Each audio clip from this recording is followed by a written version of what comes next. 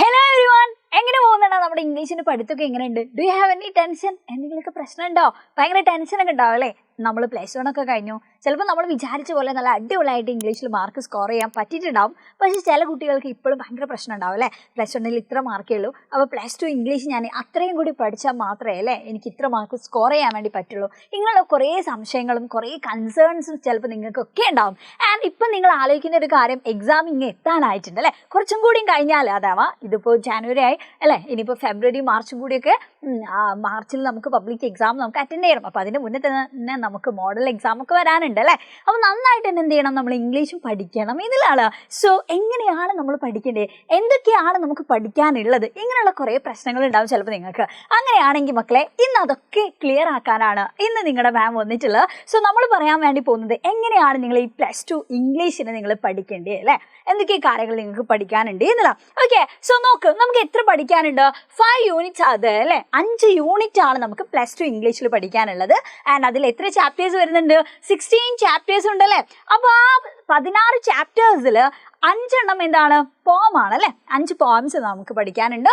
അതേപോലെ തന്നെ 11 പ്രോസുകളുമാണ് നമുക്ക് പഠിക്കാനുള്ളത് എന്നുള്ള. ഓക്കെ, കുറച്ച് എസ്സേ, അതേപോലെ തന്നെ കുറച്ച് ഇൻ്റർവ്യൂ ഒക്കെ നമുക്ക് അതിൽ പഠിക്കാനുണ്ട്. ഓക്കെ, അപ്പോൾ ഈ 16 ചാപ്റ്റർ നമ്മൾ പഠിക്കണം. ആൻഡ് അപ്പോൾ നിങ്ങൾ ചെയ്യേണ്ട കാര്യം എന്താണ്? നമ്മൾ ഫസ്റ്റ് എന്താ ചെയ്യേണ്ടത്? നിങ്ങളിപ്പോൾ ഇംഗ്ലീഷ് പഠിക്കാൻ വേണ്ടി തുടങ്ങുന്നുള്ളൂ എന്ന് വിചാരിക്കുക. കാരണം ഒബ്വിയസ്ലി നിങ്ങൾക്ക് മറ്റുള്ള സബ്ജക്റ്റിനൊക്കെ നിങ്ങൾ കുറച്ചും കൂടി ഇമ്പോർട്ടൻസ് കൊടുക്കുക അല്ലേ? അപ്പോൾ ചിലപ്പോൾ ഇംഗ്ലീഷ് ഒന്ന് സൈഡായിട്ടുണ്ടാവും. സോ അപ്പോൾ ഇനി നമ്മൾ പഠിക്കാൻ വേണ്ടി തുടങ്ങുമ്പോൾ ഫസ്റ്റ് നിങ്ങൾ ചെയ്യേണ്ട കാര്യം എന്താ? നമ്മൾ നേരെ നമ്മുടെ ഇൻഡെക്സ് പേജ് അങ്ങോട്ട് എടുക്കാം. ഓക്കെ, എന്നിട്ട് കറക്റ്റ് ഏതൊക്കെയാണ് ഇതിൽ നിങ്ങൾക്ക് നന്നായിട്ട് അറിയുന്നത് ഇങ്ങനെയുള്ള കാര്യങ്ങളൊക്കെ ഒന്ന് ചെക്ക് ചെയ്യുക. ഏതിന് ഞാൻ കൂടുതൽ സമയം കൊടുക്കണം അതൊക്കെ മനസ്സിലാകാൻ വേണ്ടിയിട്ട്. ഓക്കെ, അപ്പോൾ കറക്റ്റ് എന്ത് ചെയ്യണം, ഇതേപോലെ നിങ്ങളുടെ ഈ ഒരു ചാപ്റ്റേഴ്സിൻ്റെ പേരൊക്കെ നിങ്ങൾ നോക്കിയിട്ട് ഏതൊക്കെയാണ് ചാപ്റ്റേഴ്സ് പഠിക്കാനുള്ളതിൻ്റെ ഒരു ധാരണ ഉണ്ടാക്കി വെക്കുക.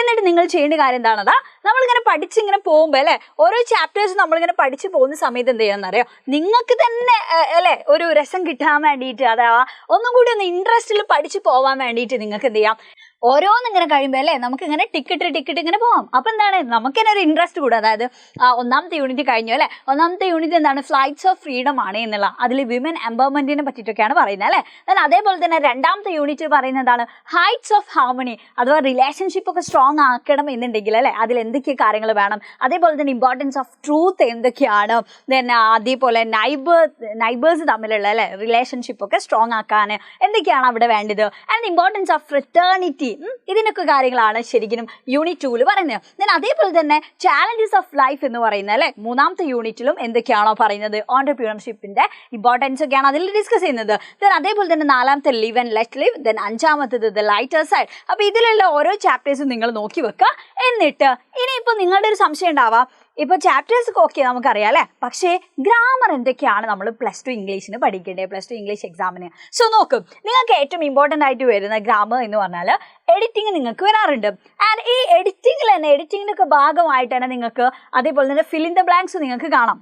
+2ൻ്റെ 2023ലെയും 2022ലെയൊക്കെ ക്വസ്റ്റ്യൻ പേപ്പർ എടുത്ത് നോക്കിയാൽ നിങ്ങൾക്ക് മനസ്സിലാവും. അതിലൊക്കെ എന്തുണ്ട്, എവിടേക്കാണ് നമ്മൾ മക്കളെ ഹാസ് യൂസ് ചെയ്യേണ്ടത് അല്ലേ, എവിടേക്കാണ് നമ്മൾ ഹാവ് യൂസ് ചെയ്യേണ്ടത്, ഇങ്ങനെയുള്ള കുറേ കാര്യങ്ങൾ. അതേപോലെ തന്നെയാണ് സിംഗുലർ അല്ലേ, സിംഗുലർ അതേപോലെ തന്നെ പ്ലൂറൽ ആണോ, ഇതിലേതാ എന്നുള്ളത് മനസ്സിലാക്കാനൊക്കെ ഒരുപാട് ക്വസ്റ്റ്യൻസ് വരാറുണ്ട്. അതോ നമ്മൾക്ക് ഹാസ് എപ്പോഴേക്കാണ് യൂസ് ചെയ്യുക അല്ലേ, സബ്ജക്റ്റ് സിംഗുലർ ആണെന്നുണ്ടെങ്കിൽ ഇപ്പോൾ നമുക്ക് പറയാം ഷീ ഹാസ് എന്ന് പറയാറുണ്ട്, ഹി ഹാസ് എന്നൊക്കെ നമ്മൾ പറയും. അതേപോലെ തന്നെ ഐൻ്റെ കൂടെ എന്താണ് നമ്മൾ യൂസ് ചെയ്യുക, ഐ ഹാസ് ആണോ, നോ ഐ ഹാവ് ആണ് അല്ലേ, I have, you have, we have, they have എന്നുള്ളതൊക്കെയാണ്. അപ്പോൾ കൃത്യമായിട്ട് നമ്മൾ എന്ത് ചെയ്യണം, എവിടേക്കാണ് നമ്മൾ ഹാസ് യൂസ് ചെയ്യുക, ഹാവ് യൂസ് ചെയ്യുക, ഇങ്ങനെയുള്ള കുറേ ക്വസ്റ്റ്യൻസ് നിങ്ങൾക്ക് കാണാൻ വേണ്ടി പറ്റും. then അതേപോലെ തന്നെയാണ് സിംഗുലറും പ്ലൂരലും അല്ലേ, ഒരു നൗൺ ഇപ്പോൾ സിംഗുലർ ആണെന്നുണ്ടെങ്കിൽ വേർബ് എങ്ങനെ ആവണം, അങ്ങനെയുള്ള കുറച്ച് കാര്യങ്ങളൊക്കെ നിങ്ങൾ എന്ത് ചെയ്യണം, ആ റൂൾസ് ഒക്കെ നിങ്ങൾ ഒന്നും കൂടി ഒന്ന് പൊടി തട്ടിയെടുക്കണം എന്നുള്ള. ഓക്കെ, then അതേപോലെ തന്നെ പ്രിപ്പോസിഷൻസ് പഠിക്കാനുണ്ട്, ബൈ അപ്ലൈ യൂസ് ചെയ്യുക അല്ലേ, ഫോർ അപ്ലൈ യൂസ് ചെയ്യുക, ഇങ്ങനെയുള്ള കാര്യങ്ങളൊക്കെ.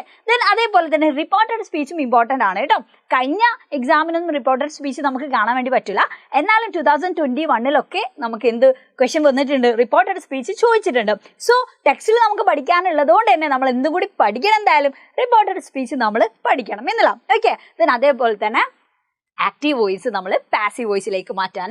ദെൻ ഇഫ് ക്ലോസ് അല്ലേ, അല്ലെങ്കിൽ കണ്ടീഷണൽ ക്ലോസ് എന്തൊക്കെയാണ്, അതിന് ഓരോ കണ്ടീഷൻസ് എന്താണ്. അപ്പോൾ ഇഫ് യു സ്റ്റഡി വെൽ എന്നുള്ളത് അല്ലേ നമ്മൾ അങ്ങനെ പറയുകയാണെന്നുണ്ടെങ്കിൽ എന്താണ് അവിടെ വരിക, യു വിൽ പാസ് എന്നുള്ളതൊക്കെയാണ് വരിക. അപ്പോൾ അങ്ങനെ കുറച്ച് അതിൻ്റെ റൂൾസ് ഉണ്ടല്ലോ, ആ റൂൾസ് ഒക്കെ നമ്മൾ എന്ത് ചെയ്യണം, ഒന്ന് പഠിച്ചിരിക്കണം. ദെൻ അതേപോലെ തന്നെ കോഹെസീവ് ഡിവൈസസ് അല്ലെങ്കിൽ കോൺകോഡൊക്കെ എന്തൊക്കെയാണ് എന്നുള്ള കാര്യങ്ങൾ.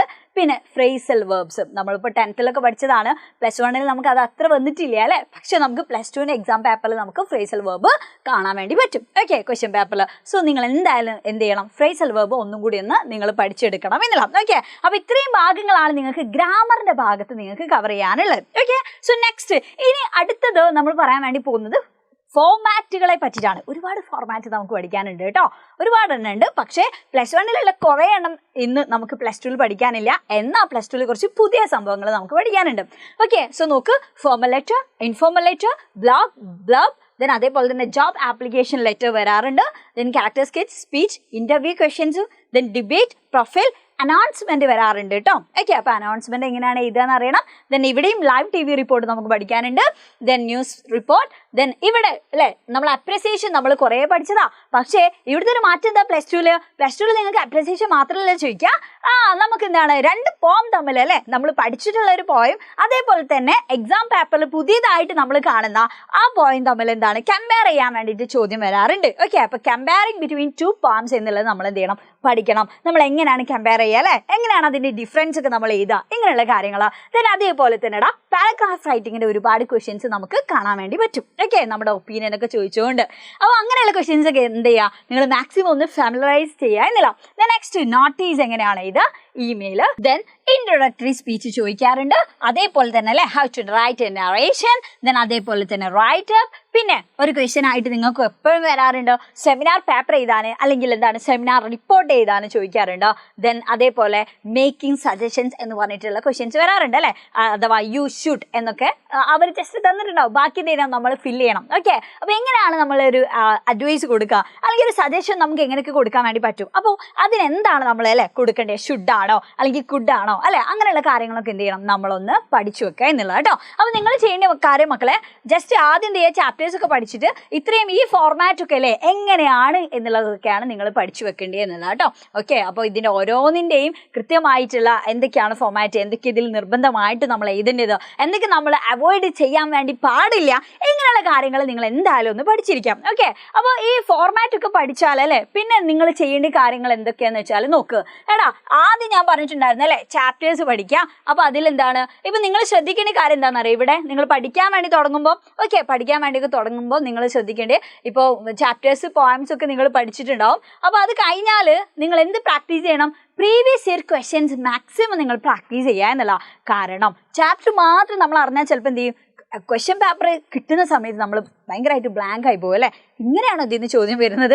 അപ്പോൾ എക്സാം ഹോളിൽ ഇരുന്നിട്ടായിരിക്കും ചിലപ്പോൾ നമ്മൾ ഭയങ്കരമായിട്ട് അതിനൊക്കെയുള്ള അല്ലേ ആൻസർ നമ്മളിങ്ങനെ പ്രിപ്പയർ ചെയ്യും. പക്ഷേ ആ സമയത്ത് നമുക്ക് എന്താ പ്രശ്നം വരിക, നമുക്ക് ടൈം മാനേജ് ചെയ്യാൻ പറ്റാത്തൊരു പ്രശ്നം വരും. അതുകൊണ്ടാണ് പലപ്പോഴും നിങ്ങൾക്കൊക്കെ ആ ഒരു പ്രശ്നം വരുന്നത്. ലാസ്റ്റിലേക്ക് നമുക്ക് വേണ്ട പോലെ അല്ലേ 8 മാർക്സിൻ്റെ ക്വസ്റ്റ്യൻസ് ഒക്കെ പലപ്പോഴും നമ്മൾ സ്കിപ്പ് ചെയ്യേണ്ട ഒരു അവസ്ഥ വരും. അപ്പോൾ അതിനെന്ന് എന്ത് ചെയ്യണം, ആദ്യമേ നമുക്ക് കുറച്ച് പോയിന്റ്സ് നമുക്ക് സെറ്റ് ചെയ്ത് വെക്കണം. ഇനിയിപ്പോൾ എങ്ങനെയൊക്കെ ചോദ്യം വന്നാൽ അവിടെയൊക്കെ കോമൺ ആയിട്ട് നമുക്ക് കൊടുക്കാൻ വേണ്ടി പറ്റിയ കുറച്ച് പോയിന്റ്സ്. അപ്പോൾ അത് നമുക്ക് കിട്ടണം എന്നുണ്ടെങ്കിൽ നമ്മൾ എന്തിനെ പറ്റി നമുക്കൊരു ഐഡിയ വേണം, ഈ ചാപ്റ്റർ എന്നൊക്കെ എങ്ങനെയൊക്കെയാണ് അല്ലേ ചോദ്യങ്ങൾ വരുന്നത്, ഈ ചാപ്റ്ററിലെ ഏറ്റവും ക്രീം ആയിട്ടുള്ള പോയിന്റ് എന്താണ്, ഈ കാര്യങ്ങളാണ് നമ്മൾ അറിയേണ്ടത് അല്ലേ. അപ്പോൾ അതിനാണ് പറഞ്ഞത് നിങ്ങൾ എന്ത് പ്രാക്ടീസ് ചെയ്യുക, you should practice previous year questions നിങ്ങൾ പ്രാക്ടീസ് ചെയ്യണം കേട്ടോ.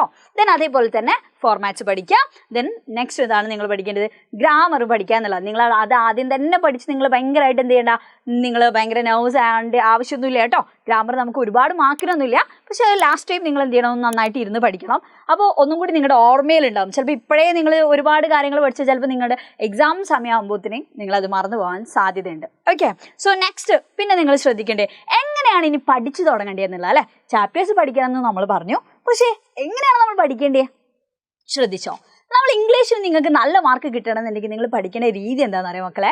ഫസ്റ്റ് നിങ്ങൾ ചെയ്യേണ്ടത് നമ്മളെല്ലാ യൂണിറ്റിനും സ്റ്റാർട്ടിൽ ഇങ്ങനെ ഒരു സംഭവം നമുക്ക് കാണാൻ വേണ്ടി പറ്റില്ലേ. സ്റ്റാർട്ടിങ്ങിൽ ചെറിയൊരു ബോക്സ് ഉണ്ടാവും. ആ ബോക്സിൽ എന്താ ഇൻട്രൊഡക്ഷൻ ആണ് കൊടുത്തിട്ടുണ്ടാവുക. ഓക്കെ, അപ്പൊ നോക്കും, ഇതിപ്പോൾ ഞാൻ ഇവിടെ കൊടുത്ത് ചാലഞ്ചസ് ഓഫ് ലൈഫ് എന്ന് പറയുന്ന യൂണിറ്റ് 3 ആണ്. സോ ആ ഒരു യൂണിറ്റിൽ എന്താ പറയാൻ വേണ്ടി പോകുന്നത് എന്നുള്ളത് അല്ലേ, കംപ്ലീറ്റ് കാര്യങ്ങൾ ഏറ്റവും ക്രിസ്പായിട്ട് ഭയങ്കരമായിട്ട് എന്ത് ഇവിടെ കൊടുത്തിട്ടുണ്ട് എന്നുള്ളതാണ് കേട്ടോ. ചെറിയ വേർഡ്സിലാണെങ്കിൽ പോലും ഏറ്റവും ഇമ്പോർട്ടൻ്റ് ആയിട്ടുള്ള വേർഡ്സ് ആണ് ഇവിടെ നിങ്ങൾക്ക് കാണാൻ വേണ്ടി പറ്റുക. അപ്പോൾ ഇവിടുന്ന് ഒരുപാട് പുതിയ പുതിയ വാക്കുകൾ നിങ്ങൾക്ക് കിട്ടും, പുതിയ പുതിയ സെൻറ്റൻസുകൾ നിങ്ങൾക്ക് കിട്ടും എന്നല്ല. ഓക്കെ, സോ ഇവിടെ എന്നെ പറഞ്ഞിട്ടുണ്ട് ചാലഞ്ചസ് ഓഫ് ലൈഫ് എന്ന് പറയുന്ന ആ യൂണിറ്റിൽ അല്ലേ നമ്മുടെ സക്സസിനെ പറ്റി പറഞ്ഞിട്ടുണ്ട്. സക്സസ് എങ്ങനെയൊക്കെയാണല്ലോ അതിൻ്റെ ഡെഫിനിഷനെ പറ്റി പറയുന്നുണ്ട്. ഓൺടർപ്രീനർഷിപ്പിൻ്റെ ഇമ്പോർട്ടൻസ് എന്താ എന്നുള്ള കാര്യങ്ങളൊക്കെ പറയുന്നുണ്ട്. ആൻഡ് ഇതിൽ ഓരോ ചാപ്റ്ററിനെ പറ്റിയിട്ട് 1 ലൈനിൽ അവർ വിവരിക്കുന്നുണ്ട് അല്ലേ. വെറും 1 ലൈനിലാണ് ആ ചാപ്റ്ററിലെ ഏറ്റവും ഇമ്പോർട്ടൻ്റ് ആയിട്ടുള്ള കാര്യങ്ങളൊക്കെ ഒരൊറ്റ സെൻറ്റൻസിൽ ഇവർ ഒതുക്കുന്നുണ്ട്. ആ കാര്യം കിട്ടിയാൽ തന്നെ ചിലപ്പോൾ നമുക്ക് എന്ത് ചെയ്യാൻ പറ്റും, ആ ചാപ്റ്ററുമായി ബന്ധപ്പെട്ടിട്ടുള്ള പല വിഷയങ്ങളും നമുക്ക് ഇത് എഴുതാൻ വേണ്ടി പറ്റും എന്നല്ല. ഓക്കെ, അപ്പോൾ നിങ്ങൾ എന്ത് ചെയ്യണം, മാക്സിമം ഇതേപോലെ തന്നെ നിങ്ങൾ പഠിക്കണം കേട്ടോ. എല്ലാ യൂണിറ്റിൻ്റെയും ഇൻട്രൊഡക്ഷൻ നിങ്ങൾ വായിക്കണം. എന്നിട്ട് നിങ്ങൾ എന്ത് ചെയ്യാമെന്നറിയോ, നിങ്ങൾ എന്തായാലും +2 മക്കളല്ലേ സ്റ്റിക്കി നോട്ടൊക്കെ യൂസ് ചെയ്യാറുണ്ടടാ. അങ്ങനെയാണെങ്കിൽ നിങ്ങൾ ടെക്സ്റ്റ് ബുക്കിൻ്റെ ഈ ഒരു ഭാഗത്തായിട്ട് ചെറിയൊരു സ്റ്റിക്കി നോട്ടൊക്കെ വാങ്ങിയിട്ട് ഒന്ന് ഒട്ടിച്ച് വെക്കുക. എന്നിട്ട് എന്താണെന്നറിയോ, ഈ ഒരു യൂണിറ്റ് നിങ്ങൾ പഠിക്കുന്ന പുതിയ പുതിയ വാക്കുകൾ ഉണ്ടാവും. ആ വാക്കുകളൊക്കെ ആ സ്റ്റിക്കി നോട്ട്സിൽ നിങ്ങൾ എന്ത് ചെയ്യുക, ഒന്ന് നിങ്ങൾ അവിടെ എഴുതി വെക്കാം. എന്നിട്ട് ഈ യൂണിറ്റിൻ്റെ ഉള്ളിൽ പിന്നെ 3 ചാപ്റ്റേഴ്സ് നിങ്ങൾക്ക് പഠിക്കാനില്ലേ, അപ്പോൾ അതിൽ നിന്ന് നിങ്ങൾക്ക് പുതിയ അഡീഷണൽ ആയിട്ട് പോയിന്റ്സോ വേർഡ്സോ കിട്ടിയിട്ടുണ്ടാവും. അങ്ങനെയാണെങ്കിൽ മക്കളെ നിങ്ങൾ അതും എന്ത് ചെയ്യുക, അവിടെ എഴുതി വെക്കാം. ജസ്റ്റ് ഈ ഒരു വലുപ്പത്തിലുള്ള സ്റ്റിക്കി നോട്ട് വെച്ചാൽ മതി. അപ്പോൾ നിങ്ങൾക്ക് എന്ത് ചെയ്യാൻ പറ്റും, ആ വാക്കുകളൊക്കെ നിങ്ങളുടെ മൈൻഡിലുണ്ടാവും. നിങ്ങൾ തന്നെ പോയി കണ്ടുപിടിക്കാൻ അല്ലേ, ചിലപ്പോൾ നിങ്ങൾക്ക് അറിയലുണ്ടാവില്ല. അപ്പം നിങ്ങൾ എന്ത് ചെയ്യുക, ജസ്റ്റ് ഒന്ന് ഗൂഗിൾ ചെയ്യുക, അല്ലെങ്കിൽ ജസ്റ്റ് ഒന്ന് സെർച്ച് ചെയ്യുക എവിടെയെങ്കിലും അല്ലേ, ഡിക്ഷണറിയിലോ എവിടെയെങ്കിലും നിങ്ങളൊന്ന് സെർച്ച് ചെയ്തിട്ട് അത് എഴുതി വെക്കുക. അപ്പോൾ നിങ്ങളുടെ മൈൻഡിൽ തന്നെ എന്ത് ചെയ്യുന്നുണ്ടാവും, അതവിടെ ഉണ്ടാവും. അപ്പോൾ നിങ്ങൾക്ക് എക്സാം സമയത്ത് എക്സാമിനൊക്കെ തലേന്ന് അല്ലെങ്കിൽ രാവിലെയൊക്കെ നിങ്ങൾ ഇതൊന്ന് ഓടിച്ചു പോയാൽ തന്നെ നിങ്ങൾക്ക് എന്ത് ചെയ്യാൻ പറ്റും, ഈ ചാപ്റ്ററിന് എന്ത് ക്വസ്റ്റ്യൻ വന്നാലും ഈ വാക്കുകളൊക്കെ എൻ്റെ ആൻസറിൽ വരണം, അങ്ങനെയുള്ളൊരു ബോധം നിങ്ങൾക്ക് വരും. അപ്പോൾ നിങ്ങൾക്ക് എന്ത് ചെയ്യാൻ പറ്റും, അതൊക്കെ നിങ്ങളുടെ ആൻസറിലും കൊണ്ടുവരാൻ വേണ്ടി പറ്റും. അപ്പോൾ നോക്കുന്ന ആൾക്കാർക്കും എന്തുണ്ടാവും, നമ്മുടെ വൊക്കാബുലറി ഒക്കെ അല്ലേ പെട്ടെന്ന് തന്നെ മനസ്സിലാവും. നന്നായിട്ട് നല്ല അടിപൊളിയായിട്ടുള്ള ആൻസർ നമുക്ക് അവിടെ പ്രൊഡ്യൂസ് ചെയ്യാൻ വേണ്ടി പറ്റും എന്നല്ല. ഓക്കെ, അപ്പോൾ ആ രീതിയിൽ നിങ്ങൾ പഠിച്ചു തുടങ്ങാം. ദെൻ അതേപോലെ തന്നെ ഇനി ചാപ്റ്ററിലേക്ക് വരികയാണെങ്കിലും ചാപ്റ്ററിൻ്റെ ഏറ്റവും ടോപ്പിൽ തന്നെ എന്തുണ്ടാവും, ഒരു ഇൻട്രൊഡക്ഷൻ കൊടുത്തിട്ടുണ്ട് അല്ലേ, സ്മോൾ ആയിട്ട് ഒരു ഇൻട്രൊഡക്ഷൻ കൊടുത്തിട്ടുണ്ട്. അപ്പോൾ ഇവിടെയും ഉണ്ട് ഒരുപാട് പോയിന്റ്സ് ഉണ്ടാവും. ഒരു അല്ലേ ഓൺടർപ്രീനർഷിപ്പിനെ പറ്റി എങ്ങനെയൊക്കെയാണ്, സോഷ്യൽ അതേപോലെ തന്നെ എന്താണ് സോഷ്യൽ എൻ്റർപ്രൈസിനെ പറ്റിയിട്ട് എന്തൊക്കെയാണ് പറയാനുള്ളത്, ഇങ്ങനെയുള്ള കാര്യങ്ങൾ. ദെൻ ഇർഫാൻ ആലം ആരാ, അല്ലെങ്കിൽ അദ്ദേഹത്തിൻ്റെ പ്രത്യേകത എന്താ, ഇങ്ങനെയുള്ള കാര്യങ്ങളൊക്കെ നിങ്ങൾക്ക് ഈ ഒരു സ്റ്റാർട്ടിങ്ങിൽ തന്നെ നിങ്ങൾക്ക് കിട്ടും. അപ്പോൾ ഇതൊക്കെ എന്താണ് നിങ്ങളുടെ ഏറ്റവും വലിയ പോയിൻ്റാണ്. നിങ്ങൾക്ക് ഈ ഒരു ചാപ്റ്ററിന് എങ്ങനെയൊക്കെ ചോദ്യം വന്നാലും അപ്ലൈ ചെയ്യാൻ വേണ്ടിയിട്ടുള്ള പോയിന്റ്സ് ആണ് എന്നല്ല. അപ്പോൾ ഈ ലെവലിൽ വേണം നിങ്ങൾ എന്ത് ചെയ്യുന്നത്, ഓരോ ചാപ്റ്ററിനെയും നിങ്ങൾ കാണേണ്ടി എന്നുള്ളതാണ് കേട്ടോ. നിങ്ങൾക്ക് കഴിയുന്ന അത്രയും നിങ്ങൾ ശരിക്കും ഈ ടെക്സ്റ്റിനെ തന്നെ ഈ ഒരു രീതിയിൽ നിങ്ങൾ അപ്രോച്ച് ചെയ്യണം എന്നുള്ളതാണ് മാമിൻ്റെ സജഷൻ. ഓക്കെ, അപ്പോൾ ആ രീതിയിൽ തന്നെ നിങ്ങൾ പഠിക്കാം.